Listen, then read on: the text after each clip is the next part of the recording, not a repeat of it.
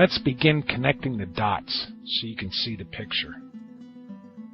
The BP wells at Mississippi Canyon 252 in the Gulf of Mexico.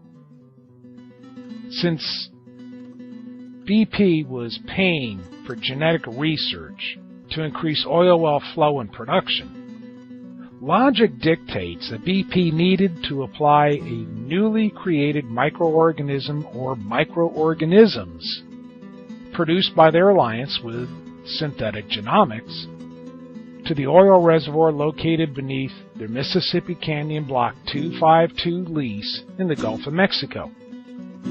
According to BP's submitted U.S. Minerals Management Service application, there were to be 2 exploration, not production, but exploration wells drilled and capped, designated as wells A and B. Exploration wells are commonly used to inject or introduce microbial-enhanced oil recovery microorganisms and their nutrients into an oil reservoir for increased present and future production.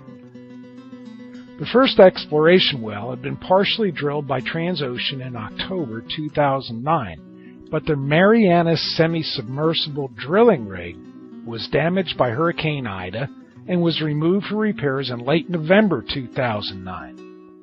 On February 3, 2010, the Deepwater Horizon semi-submersible rig began exploration drilling to complete the unfinished drilling operation of the Marianas rig.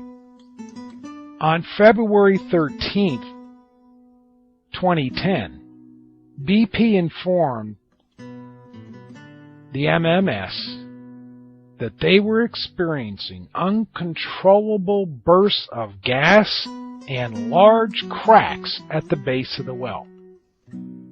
That was the reason they filed for and were granted a permit to abandon and cap the well the same day on February 13, 2010. Shortly after, Deepwater Horizon commenced drilling the other exploratory well for BP. We all know the result of the second drilling operation that destroyed the Deepwater Horizon rig on April 22, 2010. One fact that can't be refuted regarding both exploratory wells is the extreme gas pressures coming from the oil reservoir and the resulting cracks on the ocean floor. MEOR microorganisms can be applied to an oil reservoir where they grow between the oil and the well's rock surface to enhance oil recovery. As a byproduct of that metabolism, and as I just mentioned before, microorganisms produce carbon dioxide gas, and this gas accumulates and displaces the oil by driving it up and out of the ground. At the same time, microorganisms can break down the thickness or viscosity of the oil so that it's thinner and can flow much easier. The published commercial goal of the BP Synthetic Genomics Alliance was to create new genetically engineered microorganisms to increase the flow of oil. A public trademark of that research involves man-made genomes, synthetic DNA, controlling new artificial cellular organisms. Because of the vast estimated reserves of oil at Mississippi Canyon 252 in the Gulf of Mexico, the temperatures involved, and its extreme low oxygen depth, previous known or lab-enhanced microorganisms would not be effective in creating an increased flow of the oil. Now, one can only imagine what the results would be of a new MEOR synthetic bacteria that had a computer DNA design capability to replicate itself rapidly in such an extreme environment. The outcome would be unpredictable since it had never been tested in those conditions before. Or had it? Let's connect the dots to see more of this picture. Say hello to Cynthia.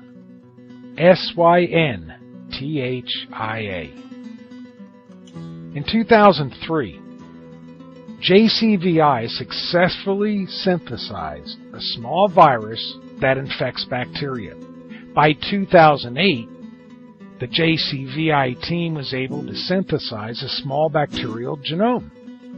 On May 6, 2010, JCVI revealed they had already created a self-replicating bacterial cell controlled by a chemically synthesized genome they called synthetic mycoplasma mycoides JCVI SYN 1.0.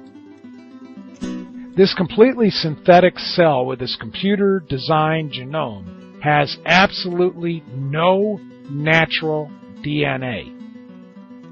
The ETC group from Canada named it SYNTHIA, SYNTHIA, and it contains added watermark chains to identify the genome as artificial. It also has antibiotic resistance indicators. Now, one can only speculate why this artificial bacterium has an inherent program capability to resist antibiotics. This new life form has the ability to replicate itself and organically function in any cell to which it's been introduced.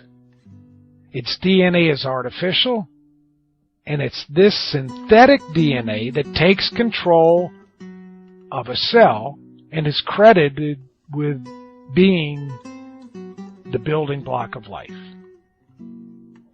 This is the first self-replicating synthetic bacterial cell thanks to its computer-generated DNA.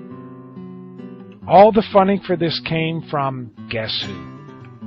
Synthetic Genomics Incorporated. The company BP has a sizable equity position and alliance with. No, BP is definitely way beyond petroleum, just as their new slogan publicizes. Now, why watermark this artificial genome? Well, doing so makes it identifiable as the unique and patented or patent pending asset that it is. That means it's privately owned. So what happens if a human becomes infected with a life-threatening variant bacterial species of Synthia? Well, if you use penicillin to fight the infection, it won't do any good.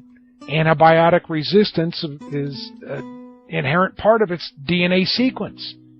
So any use of antibiotics would be a waste of time. What would happen if mankind is contaminated by the self-reproducing artificial life form by contact or by breathing it? Would we become subjective to the DNA of the synthetic cells flowing through our bodies? Would these Synthia cells combine with other bacteria within us to create a new deadly bacteria? Since a microorganism is created and gets its programming from computers, would we become subject to artificial electromagnetic frequencies only recognized by these genomes? There are a lot of questions that need to be answered. But what matters most is this. Will we find out those answers in time? Let's keep connecting the dots. I think the picture's starting to take a little bit of shape now. So how do we get rid of all of this oil? The oil is there deep in the Gulf of Mexico. It's not going anywhere. It has a continual supply. There are no plumes of oil. There are deep lakes of oil. In a True News Radio interview with Rick Wells on June 28, 2010, the late oil industry expert Matt Simmons stated, BP claimed to have the only technology to deal with this when asked why the U.S. government wasn't taking over the Gulf oil crisis. Considering their 3-year alliance with synthetic genomics and the genetic creations they've made, it's very possible that the U.S. federal corporation in D.C. was convinced that BP's breakthrough genomic technologies were the better gambling odds. There had never been so large an amount of crude oil to deal with before. Now, for decades, scientists have eagerly pursued genetic modifications that would enhance natural microbial abilities to eat up oil spills on both land and sea. Even with DNA recombinance and bacterial gene splicing, there's been little positive success with improving on nature's natural oil eaters. Although his announcement silently slipped past the ears of news reporters from around the world, JCVI and synthetic genome founder Craig Venter foretold of and spoke openly of just such an application on May 15, 2010, during the public announcement of what the press is now calling SYNTHIA.